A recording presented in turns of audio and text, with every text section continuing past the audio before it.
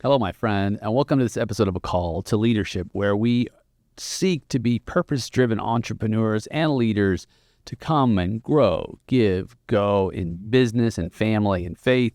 And today's episode is a special one. I'm joined by two incredible brothers, fellow guides on the Great Summit journey, Joe Thompson, Travis Revelle, as we dive into a message straight from the mouth of Jesus. Blessed are. But here's the twist. This isn't just a Bible study. It's a call to rethink what we've defined as blessings. Is it success? Is it wealth? Is it recognition? Or is it something deeper, something set apart? Today, we unpack together how these Beatitudes reveal the countercultural character of leadership, why the meek inherit, why the poor in spirit reign, how mourning can make room for mission. If you've ever wrestled with what it means to live a holy, impactful life in a noisy world, this one is for you.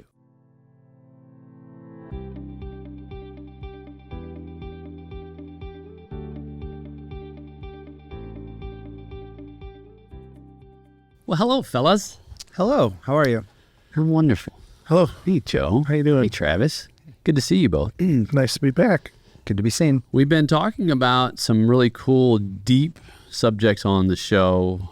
Be holy, be perfect. If you haven't listened to those episodes, just going deep on these life-transforming concepts. And we're on the third installment of these. We're about to get hit with another left hook. And it really falls into how we view what it means to be blessed. You know, that term, we've heard that term. We know that term, right? You've heard the term. We've lived in that term. The first thought that comes to your mind is when someone says, man, I'm blessed. What's the very first thought that comes to your head? Money. Money? Yeah. Yeah. Bank account's full. Don't have care. Credit cards are paid. Yep. You remember the days? I don't know if you guys remember the days. I remember the days when, like, I couldn't fill my tank up.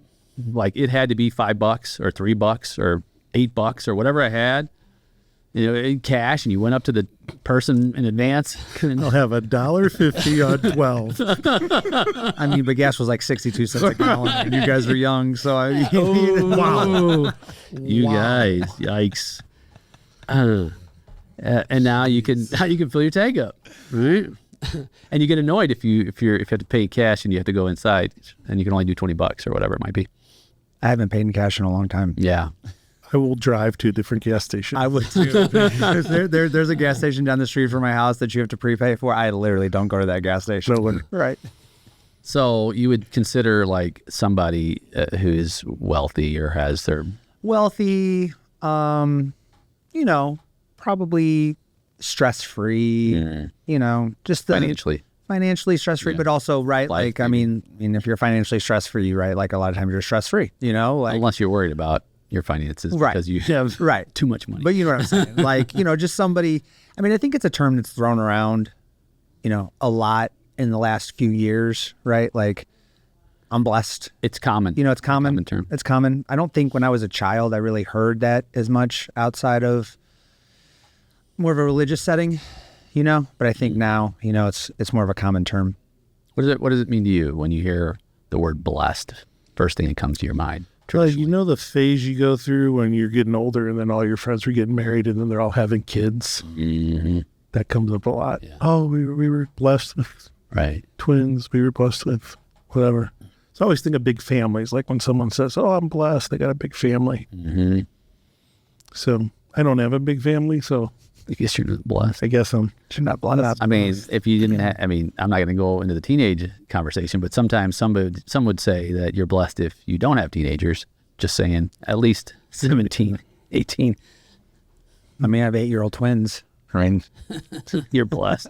I'm blessed. You're blessed. I am. No, I am blessed. It's commonly used when kids are Yeah. Well, I think kids Being are a born. blessing. Yeah. Yeah. Yeah. I mean, to each his own, but Yeah.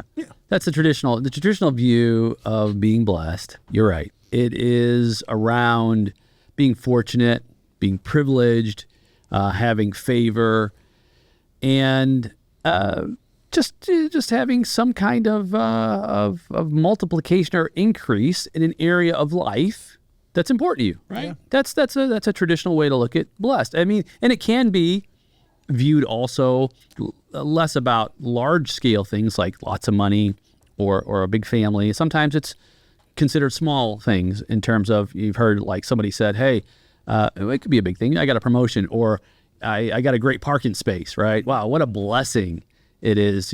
Or it was going to rain, but we had clear skies for the game. That totally blessed, right? Some kind of favor. Yeah.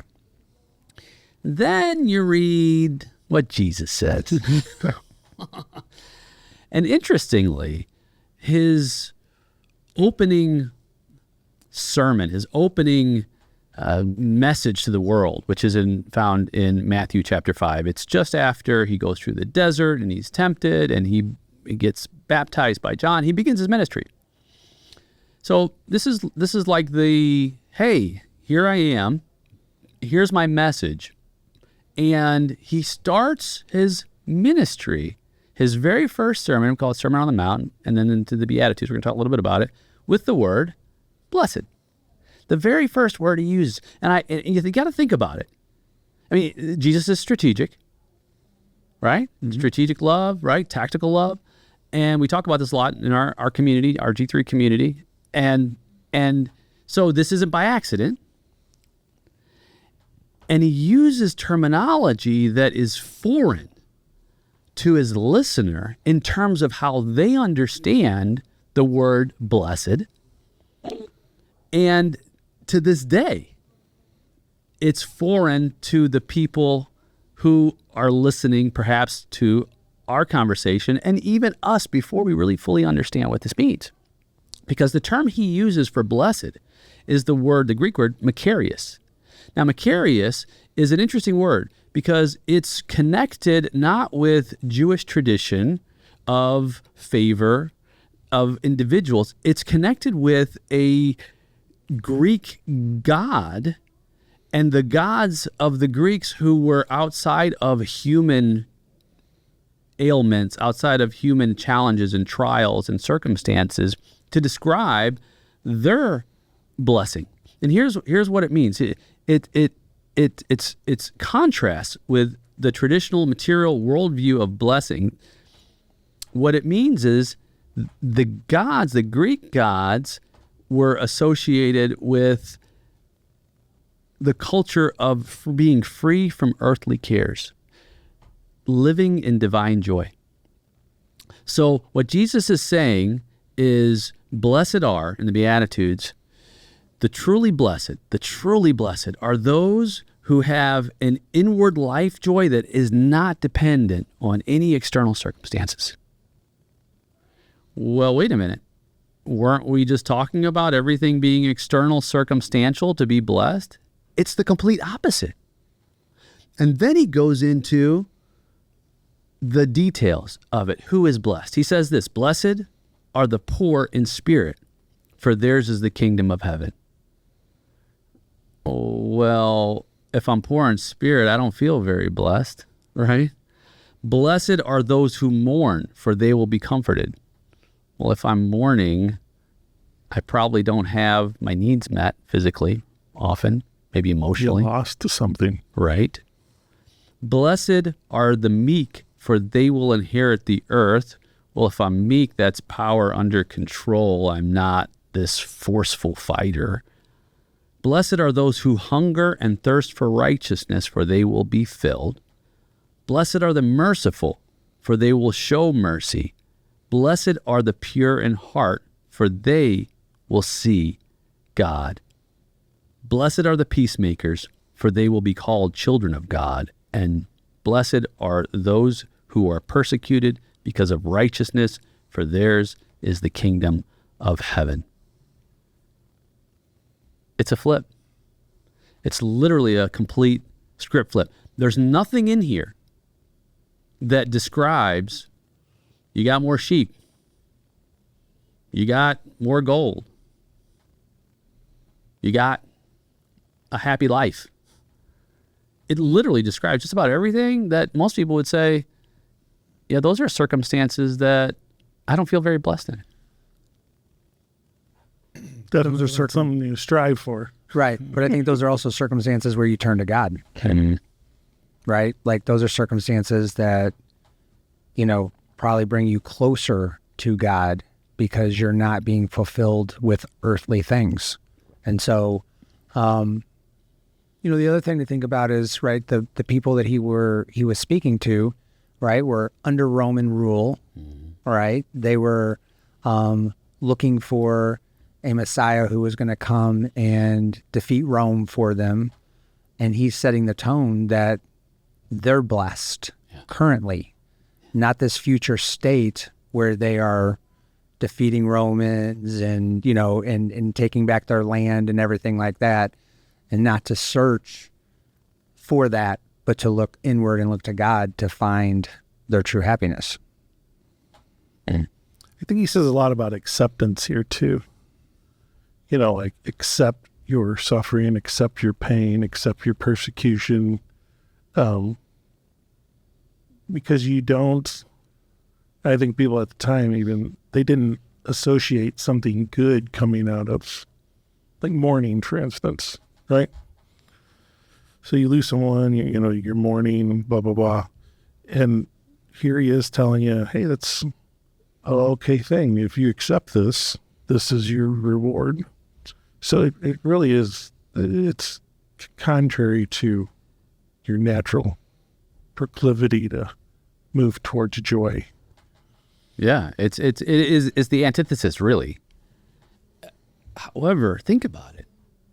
If you had a life joy that could not be quenched by external circumstances, would you not be blessed? 1,000%. Like, that's it. Yeah. Like, to me, that's like the pinnacle of being blessed, is nothing outside of the divine joy I have given to me by God. Nothing can take that away. Like, and I'm not there yet. I'm not, I'll be the first one to tell you that there's some external circumstances that happen from time to time that even, it's like, oof, where's my joy? Because I can't seem to find it. But it's no different than be holy or be perfect, right? It's not necessarily the destination. It's the journey in getting there, and the mindset shift that needs to occur to even begin to even have that a little bit. Yeah. Yeah. It's this redefining that Jesus does of makarios, of blessed, that means spiritual flourishing, right? It's this joy of God's presence even in suffering. And that's a superpower. And that's what he's describing. He's coming in with that, by the way, guys. He's coming in with that. This is like day one. That's crazy that this is like, that's how he started, right? I mean, everything that he did over the next 3 years, right? But this is, and he planned it so strategically to do that, right? Like, I mean, he did that on purpose, 2,000 years later, we're still trying to understand it. And he's redefining success. Mm-hmm. Like, he's redefining for so many people that are listening. It's like, hey, look, you're not a victim, you're a victor. You don't need all of that to have joy.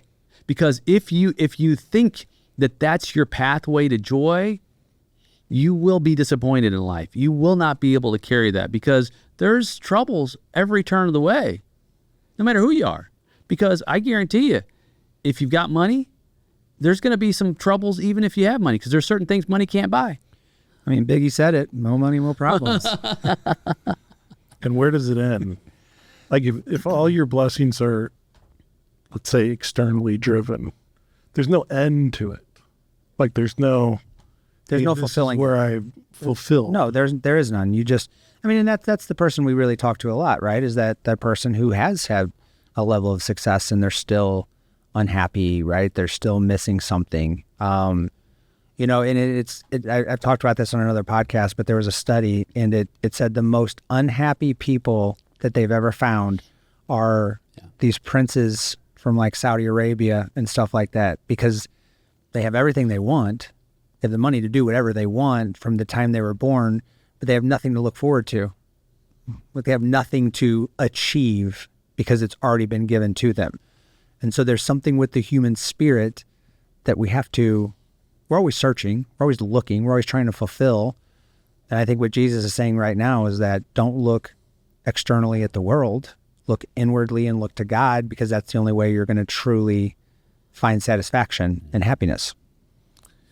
You know, when you're searching for something more, which is, big basis of what we do, right? And what you're really trying to find is an understanding of what he's already laid down. Yeah. Because I think a lot of times, whatever your exposure to Jesus's words are, whether they're denominational or not, makes no difference. Until you get an understanding of, well, this is what he meant by it, this is why, these are the ancient words, you don't really know, like, oh, I was searching for to be holy. I was searching for to be perfect, right? I was searching for to be blessed, because you don't know what your definition of that is skewed.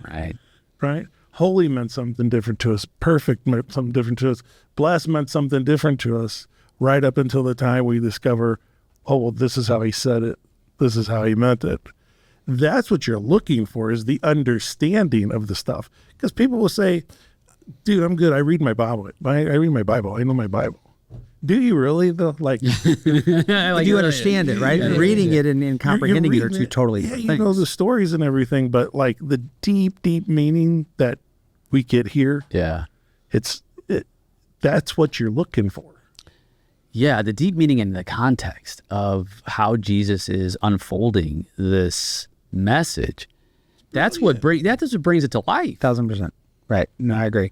And it's kind of like one of those things, right? Like, when you're a kid, your parents tell you like, hey, here's the things you should do, right? And you hear it, right? And then you go and you become a teenager and you're like, you know what? My parents don't know anything. I'm going to figure this out on my own, And then, you get older and you realize, oh, wow, they were a little bit smarter than I gave them credit for. And it's funny because, now I'm a parent and I'm doing those same things and having those same conversations. And I can see in my kids' eyes, like, sometimes they're like, okay, that makes sense. And other times they're just like, okay, you know what I mean? Like, I'm just like, you're going to have to figure it out on your own, And it's almost like God, right? Jesus, like they're telling you like, here it is. Here's the blueprint for happiness. Here's the blueprint for a successful life.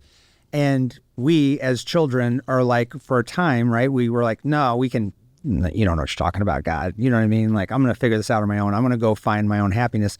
And then you get to a point in life where you're like, well, that didn't work, And then you come back to it and you start getting the details, because when you're a kid and you hear these stories, you don't get the details. And then all of a sudden, you get a little light bulb moment and you're like, okay, that really makes sense. And I can really use that strategically in my life. And it's just, it's a shame that it's not something, you go to church every week or whatever, that they don't dive into it to the same level. You're right. Because it's really hard to apply it in your life if you don't know it. Right. It doesn't, there's a disconnect from hearing a story. I mean, how many times have you heard the story, blessed star, blessed star, blessed star? It's the most popular. The Beatitudes are like the most popular phrases of Jesus's ministry, right? Right. And then you really think about it and you're like, this was his first sermon. The Son of God, his first sermon, he starts with this, and we don't really know the actual connotation. I was 45 years old until I found out the actual connotation.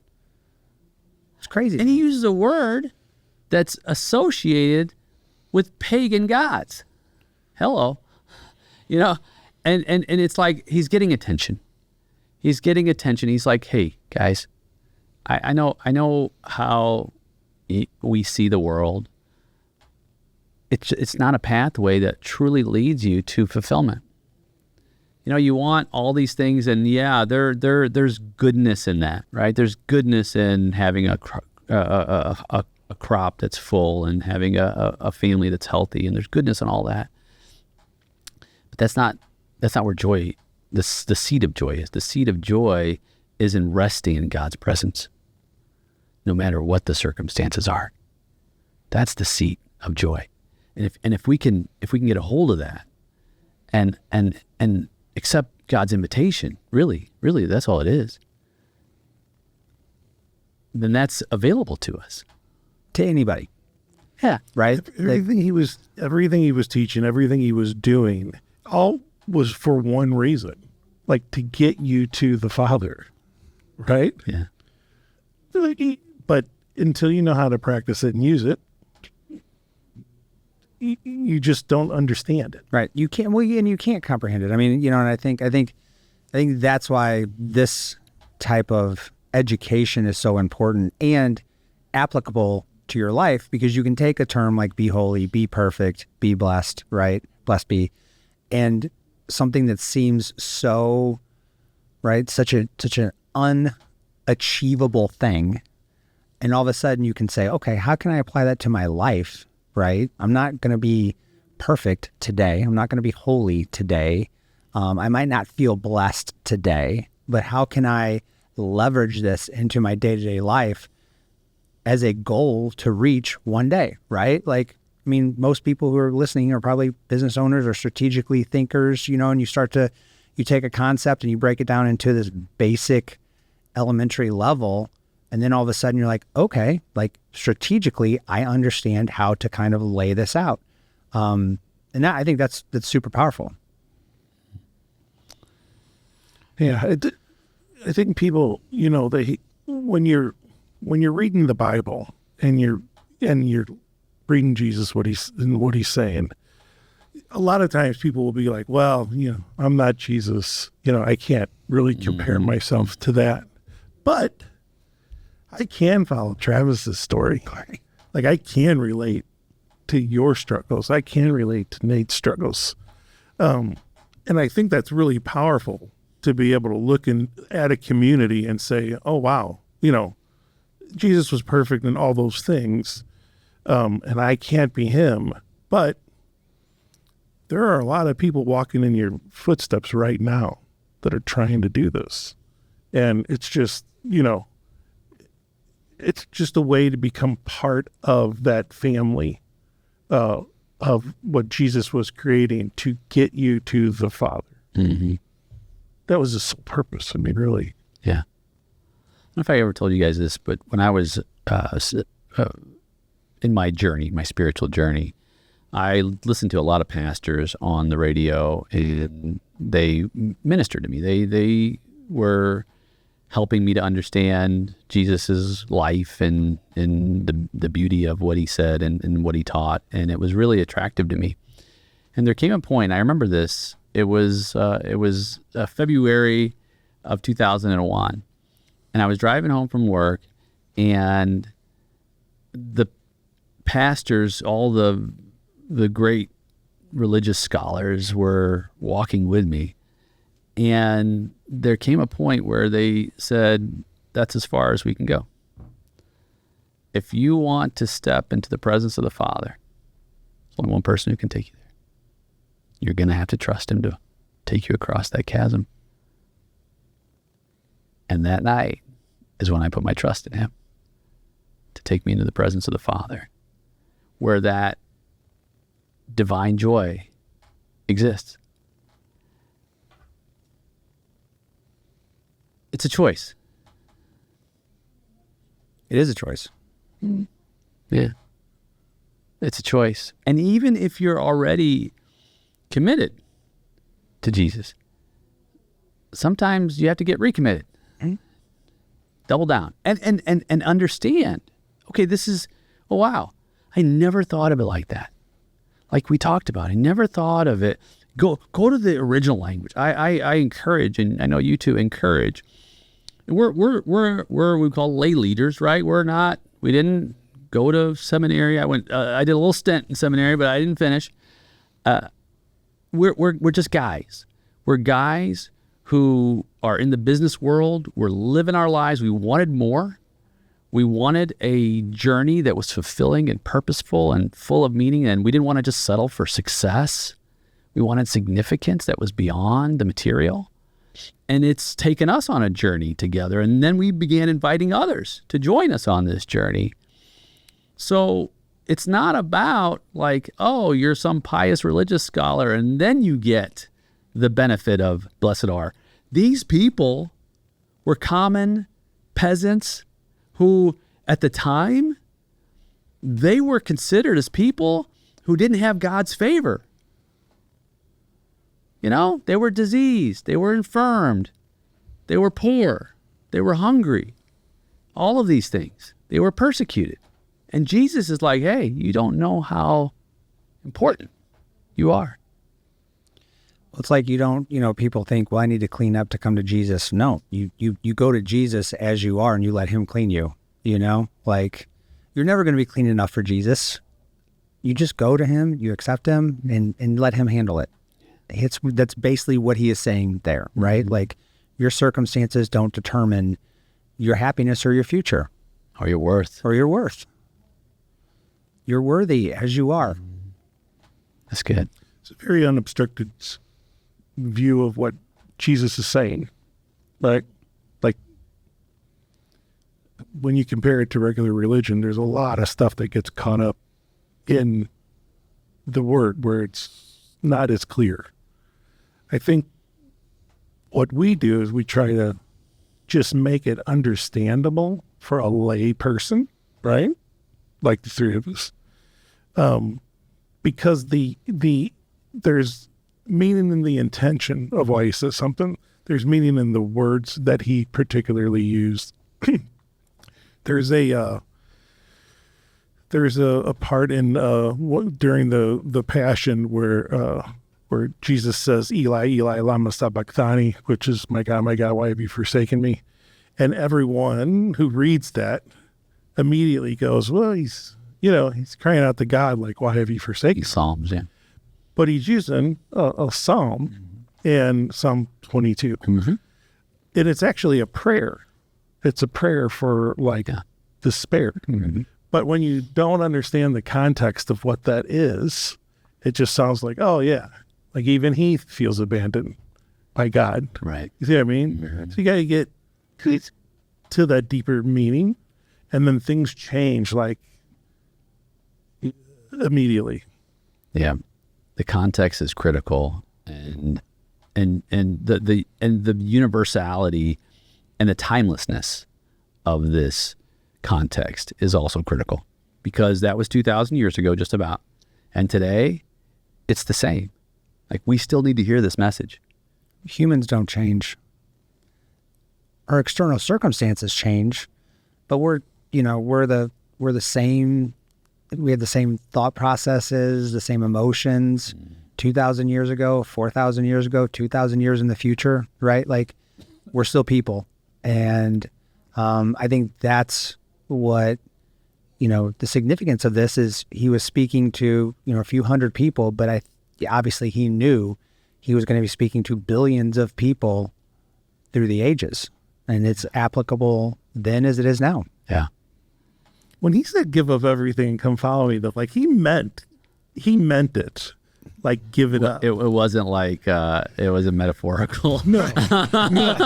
He was like, go sell all your stuff. You can donate it to the ministry because we'll need to eat. Okay. And like, when I put myself in that situation, like today, like, I don't know. It's tough. I don't know if I could sell my house, get rid of my cars, If Jesus asked you to. Yeah. He may not ask you to, but if he did, he may not. It's really hard. And that situation, the rich young ruler we're talking about, who asked Jesus, of course, what does he need to do to enter into heaven? Of course, he goes through and lists all of his accomplishments, right? I followed the commandments, and look at me, I got money too, right? So I have to be blessed. And of course, Jesus knew his heart, right? Where he knew where his heart was, and his heart was on his material blessings. So he simply encouraged him, said, okay, you want to follow me? You want to do that? Go sell all your stuff, give it to the poor, and then come follow me. And the scripture says that he left sad, don't know what happened to him, but pretty sure he wasn't, jumping up and down like, yes, this is exactly what I wanted to hear. Because again, it's the opposite, because he's like, well, no, I'm blessed now. I'm like, no, bro, you don't know what it means to be blessed. And that is hard as it was as hard to overcome back then, the understanding of that as it is today. Yeah. It wasn't any easier on that guy. Right. You know what I mean? Well, just as hard. No, and so Jesus, what does Jesus say? Jesus says, it's more difficult for a rich person to enter the kingdom of heaven than it is for a camel to enter through the eye of a needle. Now, a couple different ways that's described. The eye of a needle could be a sewing needle. However, there was a gate that in the old city that was the needle's gate that had to, the camels was so small it had to get on its hands and knees to get through the gate. That's another possible understanding. Hands. I know, right? What are they? Paws? I don't know what they call them. What do they call them? I don't know. I don't have much experience with camels. Don't go there. This is a rated G show. All right. So the point is that there's humility. Yeah. Great humility that you have to experience in letting go of your understanding of what it means to be blessed, not only in thought, but in deed, to grasp what it means. And of course, the disciples are like, oh my goodness, this is a rich guy. And obviously he's really blessed and he can't get into heaven. Like, what about us?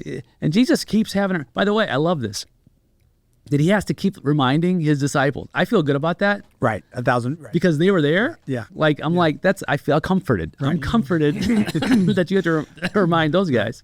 Because they're sitting there watching you perform miracles and everything, right? And they still need to be reminded.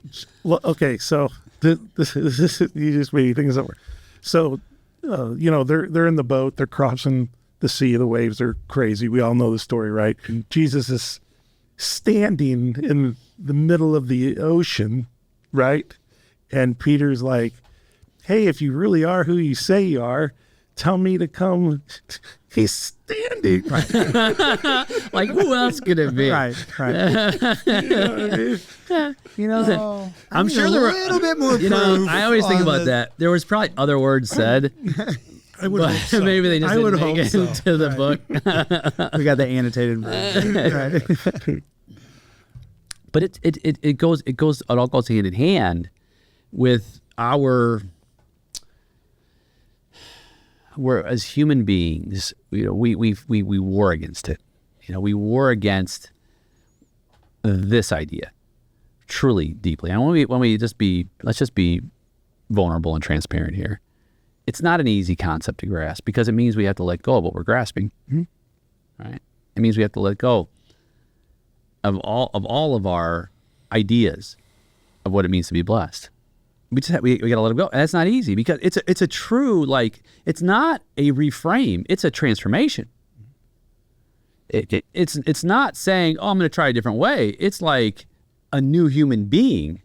But isn't that the journey? That's what Jesus wants. Right?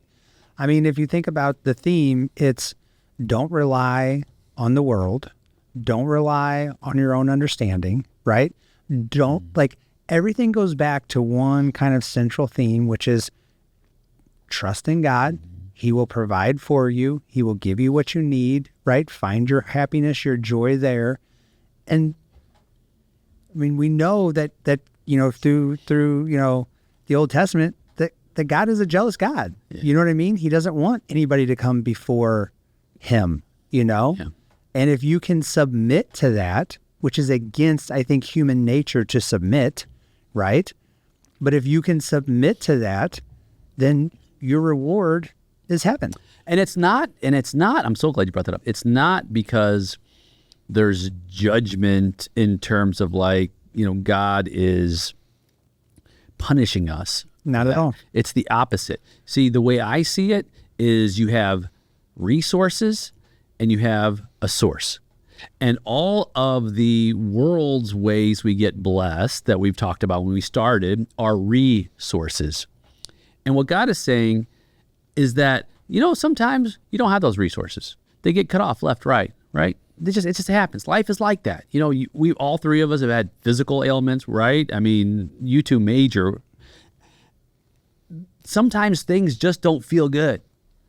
What he's saying is, and what you're saying is, plug into the source. If you plug into the source for your strength and your joy, no matter what resource gets cut off, gets disconnected, you're connected to the source of joy. And no matter what resource gets turned off in your life, your joy is not going to burn out. It doesn't matter. The light's not going to go out. It doesn't matter. It's always on. Correct. And let me tell you, friends, that's where I want to be. Absolutely. Like that's the heart. That is the heart of living fully in joy, is knowing that no matter what resources get cut off around me, no matter what circumstances happen, my life joy is incorruptible. Can I bring some humanness here for a second? Humorness? Humanness. So there's a Catholic order of priests. It's not Franciscans, which is what people jump to, and I apologize for not remembering the name, but it's a Catholic order of priests who, they have nothing. They wear a robe with like a big cross around it, like as a belt, and no shoes. And they grow really long beards. And they're really easy to pick out because they're the shoeless guys in the robes with really long beards. And they have nothing. So occasionally they make their rounds, the churches. And when they're here, they basically just ask, hey, will you invite us into your home to feed us? And listen, mad respect, right? Mad respect. That's doing it. Right. And then they were in church and they were asking for donations to help with their causes, their missions, blah, blah, blah. And I turned to my wife and I said, this is exactly what I want to do, but I don't want to have to ask for the money. So to me, I don't find anything wrong with having wealth, building wealth. I think what you decide to do with it is your overall arcing of what your life accomplishment is. Well, that's the humility, right? Like that's the humility. It's not, it's if you accumulate, like I would never tell somebody not to accumulate wealth. You know what I mean? Like in business, like that's literally teaching people how to accumulate right. But it's you want to die with the most money in your bank account, or do you want to make an impact on the world? Right. Like what are you doing with your talents? What are you doing with your resources? What are you doing with all the stuff that you have? Are you just consuming to consume and fill this void in your life? Or are you working hard and you're enjoying your life and you're consuming, but you're also giving and you're sharing your talents and you're helping assist people, right? Like that's how I view it. You know what I mean? Like, I think God made us all with certain talents and we use those talents and we achieve worldly success. Great. But what are we doing outside of worldly success? What's our true driver and what is our motivator to win at business, right? Yeah. And I think it's win at business, help people, share your talents, grow something, leave a legacy. Those are the things that people should be impacted by, right? But you have to build something to give something. You know what I mean? Like you have to have something to give something. So you've got to gain knowledge to share knowledge. You've got to gain money to share money. I mean, so I don't think it's you're wealthy and you just can't get into heaven. It's you're wealthy and you haven't done anything with your wealth to help out less fortunate people. Your heart is being judged. Yeah. You're not living a life of service and you're not living a life that's Christ-centered. And humility, as you mentioned, because humility says, I'm plugged into the source. The source is then providing me with what I need to multiply my time, talent, and treasures, and then I turn around and give it away because it's really a resource from the source. It's not mine. Right. Not mine. That's humility, right? That's humility. Humility is saying God is the provider of my time, talent, and treasures, what then is multiplied so that I can turn around and pour it out into the world of need. So that, to me, is really the heart of the wealth building and and having those resources, because some of us may have a greater gifting in those areas, right? And we want to utilize that gifting because there's so much need in the world. And you guys know this. There's so much need in the world. And so for those of us who have the ability, let us multiply and increase it so that we can then provide. And others who have more time, different kinds of talents, and the treasures, right? All three of those work hand in hand so that we can give people back the resources that have been given us. Amen. Amen. Come on, that'll preach. Right. And that's what we do. Grow, give, go, right? Grow purposefully. Give generously. Go, love radically. I mean, It's a simple concept. simple concept, Right. easy to remember, attractive to execute. And think about lives changed. Lives changed because of it. Why? Where does it start? It starts right here, knowing that no matter what happens outside of our bodies, inwardly, all we have to do is accept the invitation to have the life joy that's not dependent on any of those things. Hallelujah. Hallelujah. Good stuff, fellas. Good stuff. I feel, Feel blessed. I don't want to say, I feel blessed right now.